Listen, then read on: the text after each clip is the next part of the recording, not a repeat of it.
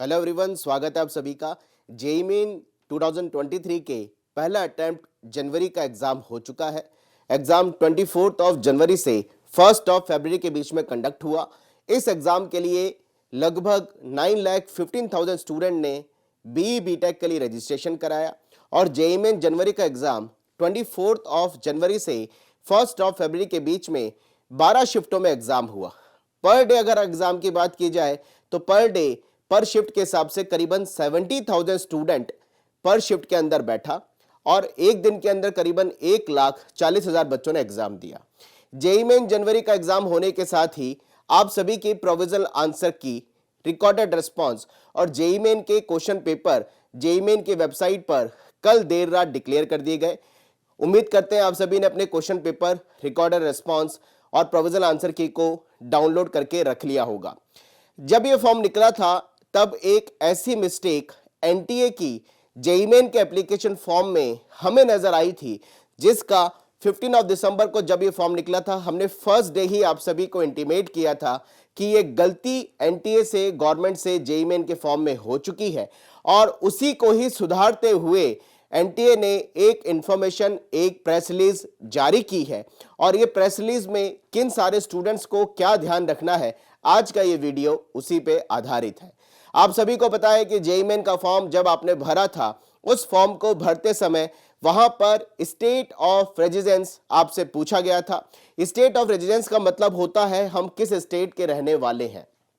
अमूमन तौर पर एनआईटीज के अंदर आज इंडिया में 32 एनआईटीज में करीबन 26,000 सीट्स हैं। इन 26,000 सीट्स में से 50% सीटें बच्चों को एडमिशन में अलॉट की जाती हैं होम स्टेट रैंक के हिसाब से या होम स्टेट कोटे से, यानी करीबन 13,000 सीटें होम स्टेट कोटे से स्टूडेंट्स को एनआईटी में अलॉट की जाती है। हमने जब जेईई मेन के फॉर्म को फिल किया था, मैं आप सभी की बात कर रहा हूं, वहां पर स्टेट ऑफ रेजिडेंस पूछा गया था और स्टेट ऑफ रेजिडेंस में स्टूडेंट ने उस स्टेट को फिल किया था जिस स्टेट का वो रहने वाला है। लेकिन इसका इम्पैक्ट क्या हुआ? अमूमन तौर पे जब जेईई मेन का फॉर्म निकलता था 2022 तक, वहां पर पूछा जाता था स्टेट ऑफ एलिजिबिलिटी, आपने किस स्टेट से 12th का एग्जाम पास किया है या पास करने वाले हैं। क्योंकि जिस स्टेट से आप 12th का एग्जाम पास कर चुके हैं या 2023 में एग्जाम अभी देंगे, उसी स्टेट में आपको पर्टिकुलरली आपकी ऑल इंडिया रैंक के अकॉर्डिंग और होम स्टेट रैंक के अकॉर्डिंग अलॉटमेंट होता है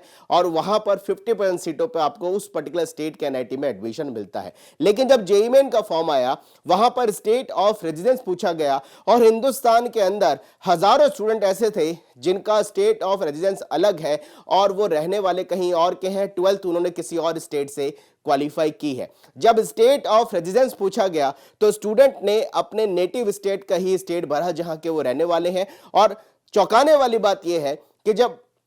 आप सभी का एडमिट कार्ड रिलीज हुआ, उस एडमिट कार्ड में स्टेट ऑफ एलिजिबिलिटी ऑप्शन पूछा गया और स्टेट ऑफ एलिजिबिलिटी जब ऑप्शन पूछा गया, वहां पर उस स्टेट को एडमिट कार्ड में आपका स्टेट ऑफ एलिजिबिलिटी की तरह डेटा लिया गया जो आपने स्टेट ऑफ रेजिडेंस में फिल किया। मैं फिर रिपीट करूंगा क्योंकि ये बहुत ज्यादा सेंसिटिव बात है और बहुत ज्यादा इंपॉर्टेंट बात उन सारे स्टूडेंट्स के लिए है जिन्होंने जब जेईई मेन का फॉर्म फिल किया वो रहने वाले किसी और स्टेट के थे और उनका स्टेट ऑफ एलिजिबिलिटी की तरह 12th किसी और स्टेट से क्वालिफाई है। और आप में से भी बहुत सारे ऐसे बच्चे होंगे कि वो स्टेट ऑफ रेजिडेंस जो उन्होंने भरा, उन्होंने उस स्टेट का भरा जहां के वो रहने वाले हैं, लेकिन जब एडमिट कार्ड उनका रिलीज हुआ वहां पर स्टेट ऑफ एलिजिबिलिटी में उनको वो स्टेट मेंशन हुआ दिखाई दिया जहां के वो रहने वाले हैं और जो स्टेट ऑफ रेजिडेंस उनसे पूछा गया। क्योंकि जेईई मेन के पूरे फॉर्म में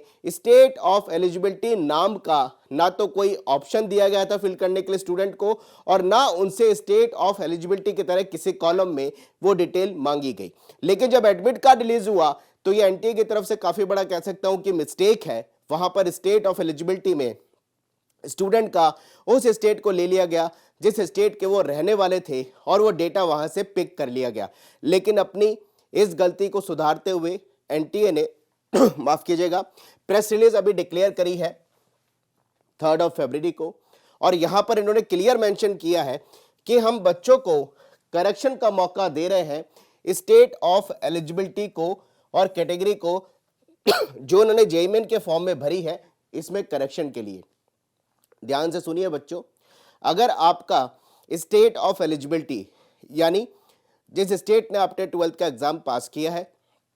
और जिस स्टेट के आप रहने वाले हैं, ये स्टेट अगर दोनों जगह पर अलग अलग है तो स्टेट ऑफ एलिजिबिलिटी में आपको करेक्शन का ऑप्शन मिल चुका है। आप यहाँ पर उसी स्टेट को भरें जिस स्टेट के आप 12th क्वालिफाई कर रहे हैं और जिस स्टेट से आप 12th क्वालिफाई कर चुके हैं। इस प्रेस रिलीज में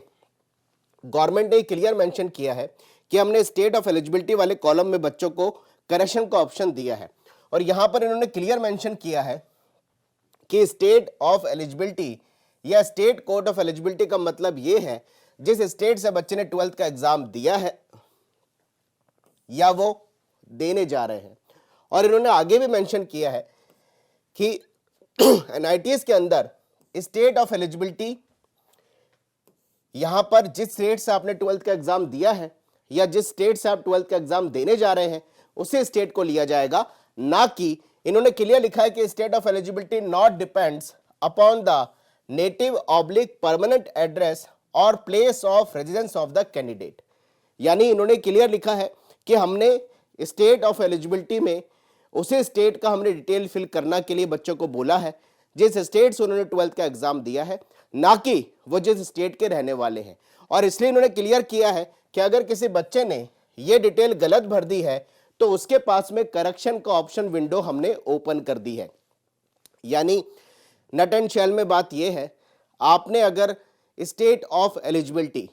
आपके एडमिट कार्ड पे स्टेट ऑफ एलिजिबिलिटी अगर उस स्टेट की आ रही है जिस स्टेट से आप रहने वाले हैं, जो कि जेईई मेन ने एप्लीकेशन फॉर्म में मांगा था और आपके एडमिट कार्ड पे आप चेक कर रहे हैं, और मैं सभी को यहाँ पर एक सजेशन दूंगा स्टूडेंट को कि प्लीज अपने एडमिट कार्ड पे एक बार स्टेट ऑफ एलिजिबिलिटी को जरूर चेक कर लें कि स्टेट ऑफ एलिजिबिलिटी वाले कॉलम में आपका वो स्टेट तो नहीं आ रहा है जो आपका स्टेट ऑफ रेजिडेंस यानी जहां के आप रहने वाले हैं। अगर आपके स्टेट ऑफ एलिजिबिलिटी वाले कॉलम में एडमिट कार्ड में वही स्टेट आ रहा है जिस स्टेट से आपने 12th का एग्जाम दिया है या देने जा रहे हैं, तब तो कोई चिंता की बात नहीं है। लेकिन अगर आपके एडमिट कार्ड में स्टेट ऑफ एलिजिबिलिटी में वो स्टेट आ रहा है जिस स्टेट के आप रहने वाले हैं, जो आपने फॉर्म भरते समय स्टेट ऑफ रेजिडेंस की तरह कॉलम को भरा है, तो प्लीज जेईई मेन की वेबसाइट पर जाइए। जेईई मेन की वेबसाइट पर आप सभी को correction in session 1 application form में स्टेट ऑफ एलिजिबिलिटी में करेक्शन का ऑप्शन दे दिया है और यहां पर इन्होंने क्लियर मेंशन किया है कि स्टेट ऑफ एलिजिबिलिटी में करेक्शन का ऑप्शन 5 फरवरी शाम 5 बजे तक है। यानी 5 फरवरी संडे शाम 5 बजे तक आप इसमें करेक्शन कर सकते हैं। इसके बाद कोई करेक्शन विंडो आपके लिए अलग से ओपन नहीं होगी और यहां पर क्लियर लिखा है कि ये फाइनल अपॉर्चुनिटी है स्टूडेंट्स को करेक्शन करने के लिए, क्योंकि अगर रिजल्ट डिक्लेयर हो गया उसके बाद में किसी तरह का कोई करेक्शन नहीं हो पाएगा। तो प्यारे बच्चों, आप सभी को स्टूडेंट्स हम यही बात कहना चाहते हैं और इस वीडियो को ज्यादा से ज्यादा शेयर करिए, क्योंकि यहां पर बहुत सारे बच्चे ऐसे हैं जो रहने वाले किसी और स्टेट के होते हैं और उनकी 11th 12th किसी और स्टेट से होती है। और जब जेईई मेन का फॉर्म रिलीज किया गया था वहां पर कॉलम पूछा गया था स्टेट ऑफ रेजिडेंस और सारे बच्चों ने जहां के वो रहने वाले हैं उसी स्टेट को फिल किया, जबकि वो ऑप्शन जो है स्टेट ऑफ एलिजिबिलिटी की तरह 12th जिस स्टेट से बच्चों ने क्वालिफाई की है उनको वो भरा जाना था। इसलिए एनटीए ने आप सभी को मौका दिया है स्टेट ऑफ रेजिडेंस की जगह स्टेट ऑफ एलिजिबिलिटी वाले कॉलम में करेक्शन करने के लिए, जहां से आपने 12th का एग्जाम पहली बार दिया है या फिर आप 12th का एग्जाम देने जा रहे हैं। तो गाइज प्लीज जेईई मेन की वेबसाइट पर अगर आपका एडमिट कार्ड पे state of eligibility native state का रेजिडेंट स्टेट का आया हुआ है उसको करेक्शन करिए। जेईई मेन की वेबसाइट पर करेक्शन ऑफ सेशन 1 एप्लीकेशन के हिसाब से ऑप्शन खुला हुआ है। आप अपना एप्लीकेशन नंबर पासवर्ड डालिए और फिर स्टेट ऑफ एलिजिबिलिटी वाले कॉलम में जाकर के अपना करेक्शन करिए जिस स्टेट से आपने 12th का एग्जाम दिया है, क्योंकि उसी स्टेट में आपको होम स्टेट कोटा से 50% सीटों पे एनआईटी में एडमिशन मिलेगा। उम्मीद करता हूं ये वीडियो आपके लिए हेल्पफुल होगा और प्लीज करेक्शन जरूर कर लीजिएगा। और एक बात जाते जरूर कहना चाहूंगा,